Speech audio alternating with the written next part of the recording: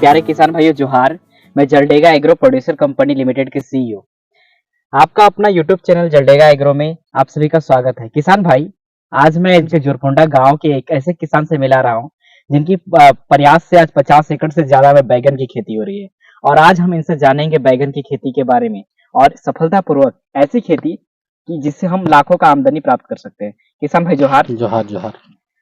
आज हमें बताइए, आपका गांव में बहुत लंबा स्तर में बैगन का खेती होता है, बड़ा बड़ा स्तर में, और आप यहाँ से उड़ीसा ले जाकर के बेचते हैं। तो हमें बैगन का खेती के बारे में इतना आज बता दीजिए कि हमारे किसान को कहीं जाने की जरूरत ही ना पड़े। अगर वो बैगन का खेती करना चाहे तो आपका बातों को सुनकर सफल खेती कर सकते हैं। तो हम बातें करते हैं सबसे पहले नर्सरी से, क्या जी। तो हमको बताइए, आप नर्सरी कैसे करते हैं या क्या वैरायटी लेते हैं? इस खेती को करने के लिए नर्सरी तैयार किया जाता है। नर्सरी जो अभी जो दिख रहा है पौधा, इसको नर्सरी करने के लिए सितंबर, अक्टूबर, नवंबर महीना उचित होता है। जब वर्षा खत्म हो जाती है, वर्षा खत्म हो जाने के बाद में इसका बिचड़ा लगता है, तो इसको सबसे पहले भुरभुरा मिट्टी बनाया जाता है, उसमें गोबर डाला जाता है, उसके बाद में कीटनाशक दवाई उस सबको मिला के मतलब वहां पर बिचड़ा लगाया जाता है। उस बिचड़ा जब उग जाता है उसको पानी से बचाया जाता है। पानी से ऊपर में मच्छरदानी टाइप का लगाया जाता है जाली, और उसमें ताकि मोटा पानी, वर्षा का भारी पानी इस पर ना गिरे और ये बर्बाद ना हो। जब उससे बच जाता है तो नर्सरी के बाद हम लोग इसको खेत को तब तक खेत तैयार कर दिया जाता है। और खेत को तैयार करने के बाद में हम लोग यहाँ पर गोबर, जो सड़ा हुआ गोबर, उसको लाके खेत में दे देते हैं। जगह जगह पर गड्ढा बनाकर उसका पौधा लगाने के लिए। 1 एकड़ में कितना गोबर देते हैं? 1 एकड़ में कम से कम 2 ट्रैक्टर। और 2 ट्रैक्टर गोबर और साथ में यूरिया डीएपी डालते हैं? नहीं, साथ में डीएपी दिया जाता है, यूरिया नहीं। अच्छा, रोपने से पहले? नहीं, रोपने समय ही। कैसे रोपते हैं बताइए आप? उसको जब गड्ढा बना दिए, जमीन को तैयार करके उसमें गड्ढा बना दिया जाता है, उसमें गोबर और डीएपी शुरुआत में दिया जाता है। और गोबर और डीएपी देने के बाद में पौधा थोड़ा सा मजबूत जग जाता है। उसके बाद में फिर और एक बार इसका मिट्टी को भुरभुरा करके उसमें डीएपी और पोटाश इस सबको मिला के हम लोग डाल देते हैं। डालने के बाद में मिट्टी को समेट दिया जाता है। अच्छा, हमको ये बताइए कि ठीक है लगा दिए, लेकिन पौधा से पौधा का दूरी क्या है? जैसे ये पौधा है, इसका दूरी क्या है? लगभग 2 फीट। ये पौधा से पौधा की दूरी? हाँ, 2 फीट 3 फीट की दूरी रहना चाहिए। ये पौधा से पौधा का दूरी 2 फीट। 2 फीट। और इधर लाइन से लाइन का दूरी? लाइन से लाइन का दूरी कम से कम 2.5 फीट। ये 2.5 फीट है। हाँ। तो नर्सरी के दौरान आपको किसी प्रकार का कोई स्प्रे की भी आवश्यकता पड़ता है उसमें? नर्सरी में स्प्रे की आवश्यकता ज्यादा नहीं पड़ती है, क्योंकि बारिश जो जालीदार बनाया हुआ होता है ना, उसमें कीड़ा प्रवेश नहीं करते हैं। अच्छा, इसलिए नर्सरी में ज्यादा जरूरत नहीं पड़ती है दवाई का। विशेषकर रोपने के बाद में उसमें बीमारी बढ़ती है। जैसे चलिए हम नर्सरी के बाद आते हैं फील्ड में। तो फील्ड को जो हम लोग का खेत है उसे कितना बार हम जोताई करेंगे? कम से कम 5 बार जोताई करना पड़ेगा। और जोताई करने के बाद में हमारा यूरिया, डीएपी और या फिर जो खाद का डोज क्या होगा, कितना डालेंगे हम? लगभग पर पौधा, जैसे यह पौधा है, इस पौधा में कम से कम आधा किलो गोबर का खाद एक पौधा में? हाँ। और वो कैसे करेंगे?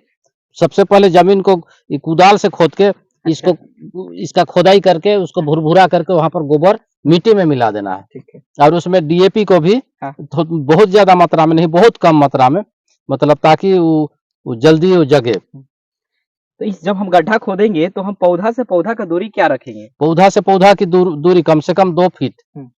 और लाइन से लाइन की दूरी 2.5 फीट रहना चाहिए। अच्छा, तब ये हम लगा दिए, और लगाने के बाद हम कितने दिन में इसको निराई कोड़ाई करेंगे? इसके लिए मतलब जैसा ही पौधा जड़ पकड़ ले जमीन में, और इसका पौधा, नया पौधा जब खिलना शुरू कर दे उससे, उस समय उसका निराई गुड़ाई कर देना चाहिए। लगभग कितना दिन होगा वो? कम से कम में 15 दिन।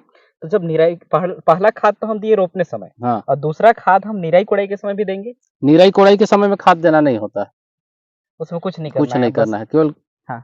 निराई कोड़ाई करने के बाद में जिस समय जमीन को भुरभुरा कर दिया जाएगा और मिट्टी जिस समय पौधा में चढ़ाया जाएगा उस समय खाद दिया जाता है। अच्छा, तो हम कोड़ दिए ना, तो उसके बाद में ये नाला जो दिख रहा है इसको हम कब बनाएंगे? ये शुरू से ही बना हुआ है या फिर? इसको शुरू से बनाया हुआ नहीं है। अच्छा। इसको जिस समय पानी पटाने की आवश्यकता होगी उस समय इसको बनाया जाता है। तो शुरू में जब लगाए उस समय पानी नहीं पटाया क्या? उस समय इस तरह से पानी नहीं, कि पौधा पौधा मतलब मग या लोटा वगैरह में इसको करके थोड़ा थोड़ा से उसको जिंदा करने के लिए पटाया गया। उसके बाद में दूसरा सिंचाई करने हाँ, के लिए सिंचाई ये बना दिया ना। इसको सिंचाई करने के लिए बाद में बनाया गया। तो ये आपका फल पौधा लगने के बाद में कितना दिन में फल दे देता है ये पौधा? एक महीना से 1.5 महीना के भीतर में ही फल देना शुरू कर देता है।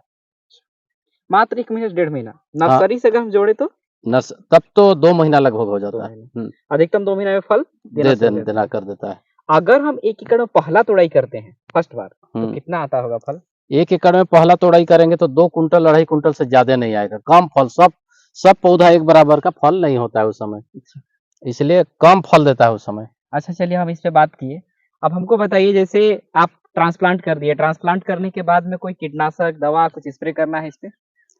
हाँ, इसके लिए स्प्रे करना होता है, नहीं तो कीड़े बहुत तंग करते हैं इस पे जो फल होता है। हाँ। उदाहरण के तौर पर मैं दिखा रहा हूँ, यहाँ जो फल है इसमें कीड़ा लग गया है। अगर इसको उचित दवाई नहीं दिया जाए तो सब फल को ही बर्बाद कर देगा। और तना छेदक वाला, जैसे यहाँ पर तना छेदक वाला कीड़ा यहाँ पर लगते हैं, उसके बाद में छेद करते करते यहाँ चले आते हैं। और आपका बैगन में क्या रोग आता है इसके अलावा? ये तो कीड़ा हो गया, उसके अलावा? इसके अलावा 2 कीड़ा हो गया। इसके अलावा जो झुलसा रोग आता है, झुलस जाता है, झुलस जाता है। जैसे यहाँ पर झुलसा रोग लगा है, इस पौधा को यहाँ पर रहने देने पर बगल वाला बगल वाला पौधा को भी बीमार पकड़वा देगा। इसलिए इसको उखाड़ के फेंक देना है। इसका कोई इलाज नहीं है। और उसके अलावा इसके लिए कोई स्प्रे भी करते हैं? इसमें स्प्रे करने पर भी नहीं सुधरेगा। जैसे हम देख रहे हैं ये नीचे से लगना शुरू होता है क्या? और ये लगते लगते ये पूरा तक चला जाता है, पौधा को बर्बाद कर देता है। और इसके अलावा क्या रोग आता है? बैगन में विशेषकर सबसे ज्यादा रोग आने वाला में ये झुलसा रोग है, और यही फल छेदक वाला रोग है, और दूसरा बीमारी इसमें नहीं आती है ज्यादा। 1 एकड़ में हम लोग का पौधा लगा दिए तो 1 एकड़ में हम लोग टोटल लागत क्या आ जाता है? लागत जब से नर्सरी से लेके जुताई, कोड़ाई, गोबर वगैरह सब मिला जुला के और लेबर सब मिला जुला के लगभग 50,000 रुपया खर्च आ जाती है पूरा लास्ट तक में। और 1 एकड़ में आमदनी क्या हो जाएगा? अगर उचित पौधा जगे और अच्छा फल निकले और मार्केट अच्छा पकड़ा तो 2 लाख, लगभग 2 लाख 2.5 लाख रुपया भी इसका हो जाता है, क्योंकि यह लंबे समय तक ही चलने वाला कितना ही चलता है फल इसका? फल कम से कम 6 महीना, अगर पानी देते रहने पर साल भर भी चल जाता है, मरता नहीं है जल्दी। तब तो 2 लाख से पार कर देता है। कहने का मतलब हम 50,000 लगाए और उसका हम 3 गुना 4 गुना तक मुनाफा कमा सकते हैं आराम से। लेकिन इसका पानी देना, सबसे ज्यादा पानी की कमी में फल नहीं देता है। अच्छा। इसका फूल झड़ जाता है। दूसरा बात है कि इसका हिफाजत, गाय बैलों से इसका हिफाजत हो।